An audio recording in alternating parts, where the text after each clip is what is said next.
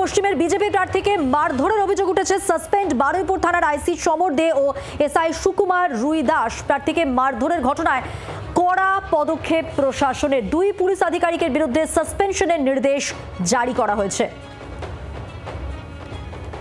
যে তথ্য সামনে আসছে, বারুইপুর পশ্চিমের বিজেপি প্রার্থী, তাকে মারধরের অভিযোগ উঠল, আর এই কারণেই সাসপেন্ড বারুইপুর থানার আইসি সমর দে ও এসআই সুকুমার রুই দাস।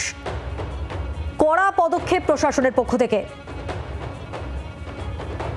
তথাগত চক্রবর্তী রয়েছেন আমাদের সঙ্গে টেলিফোন লাইনের প্রতিনিধি। তথাগত, ঠিক কি অভিযোগ?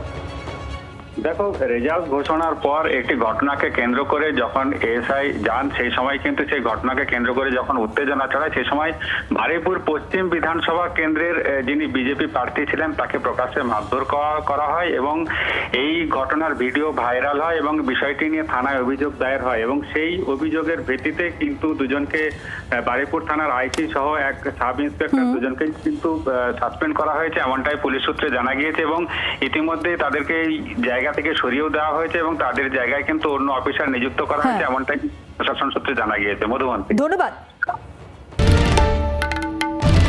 বাংলার আওয়াজ, বাঙালির আবেগ, জি 24 ঘন্টা।